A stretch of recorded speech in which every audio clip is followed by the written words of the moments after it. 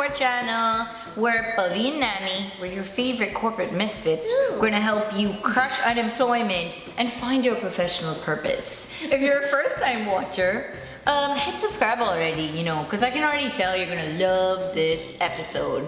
And if you are a returning watcher, just show them how it's done, baby, but just hitting that subscribe yourself. I know. And if you're Buffy the Vampire Slayer's watcher, then get that to work, Giles. Throwback.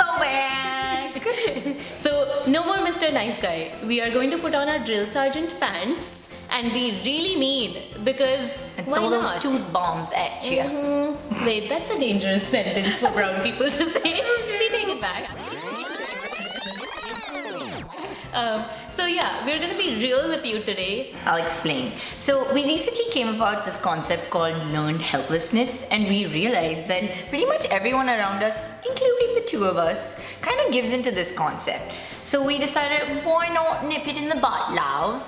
And if you're new to this concept and you don't really know what it is, well, Nami's the nerd out of the two of us, so I'm just gonna let her explain. Okay, I'm gonna try to do this really fast because this is really long. But basically, there was a psychologist called Martin Seligman back in the 60s who conducted a pretty controversial experiment because it involved shocking dogs. Close your ears to go. I'm trying to pay children. So basically he took 3 groups of dogs. The first group received no shock at all. The second group received a shock, but they had a lever that they could press and it would get rid of the shock. The third group was sort of dependent on the second group.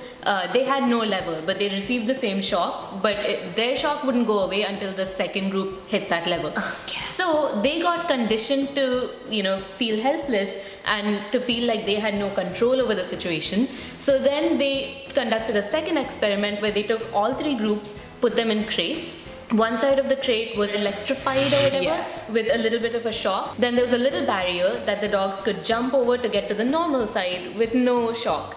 And so most dogs jumped over in group 1 and 2. Group 3, because they were conditioned to feel helpless, instead of jumping over where they clearly could, they just sat down and whined. And so, can we think of any situations in real life where this happens? No. So we've all experienced failure in our professional and personal lives and lots of setbacks. We've had losses and trauma that has had some impact down the line. Yeah. And this is what happens. We start to tell ourselves stories that if we, fail in something often enough, we will just stop trying because we're just going to keep failing and nothing better is going to come out of it. When I did get laid off, the first thing I thought about was not that the company was reacting bad to the economy. I kept thinking that it must be something I did wrong that caused me to be here, Yeah, I mean, so many of us have grown up in situations where we feel like, okay, we weren't given the independence or the importance to feel like, oh yeah, I can conquer like anything I set my mind to. And so, if you've never been in that situation where you were given that importance, you feel like, oh, I always have to depend on someone to do things for me because I've never learned how to do stuff. So even, later on in life, when you're in a situation that's completely within your control, you still carry that attitude with you where you're like, I've never done it before, so I don't know how. And so remember the dog in group 3 where they had complete control and they didn't do anything. By that evil doctor. Yes. So yeah, don't fall into that trap. So think about what you can do to change that mindset. Yeah. I mean, if you are watching this episode, I'm assuming you want to make some sort of change, right? So think about identifying what's holding you back and why it's holding you back. Is there something that you're demonstrating learned helplessness at? Is there something that you keep telling yourself that you can't do it and you're telling yourself that story?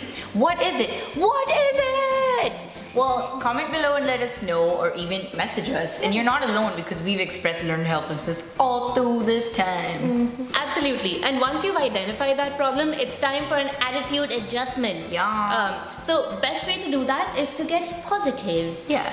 And how do you do that? I understand a lot of you may be like, I'm not sure because I'm just sad. But okay, Martin Seligman, the guy, the psychologist who did all those experiments, realized after doing a few more experiments that the key trait among the groups that didn't give in to learned helplessness was optimism. And so a great way to actually start adopting a more positive attitude is to start thinking about what you're grateful for. Because gratitude is the best way to bring about that change. Yeah. And if you want to make it a habit, there's this amazing product product called the 5-minute journal, which you can actually, I'll put a link to it below. You can actually start writing these things down on a daily basis and, just start to internalize that. So one of the common things that most people do with this learned helplessness thing is that they tend to adopt this victim complex. It's possible that you had like a disadvantage growing up. I'm not, dissing that at all. But if you have the means to watch this YouTube video today, I feel like you can make this change, guys. Think about it. When you say, I think I'm a victim, are you really incapable of doing this? Or is it just because you haven't done something before? You can totally learn things that you've never done before, because that's a disadvantage that you're putting yourself on. Most of us weren't born knowing what we wanted to do. We had to learn it. So get tough, baby. Be sure to remember that not every situation is the same, right? There are times when you may be encountering something completely different and the outcome is not going to be the same as the previous time. So I can say from personal experience, I've left my share of jobs in search for, the perfect career path. And so there was a time when I quit my oil and gas job, and that was a big decision. And I kept thinking to myself, if I haven't found fulfillment yet, why would I think that me quitting this job now is going to make me any better at it? And so I kept having that self-doubt, but then I had to tell myself that no, this situation is different because I'm conscious enough now to know why I'm doing this. So be sure to think about how is the situation different and how is the outcome going to be different this time around. Also, it's important to get resourceful.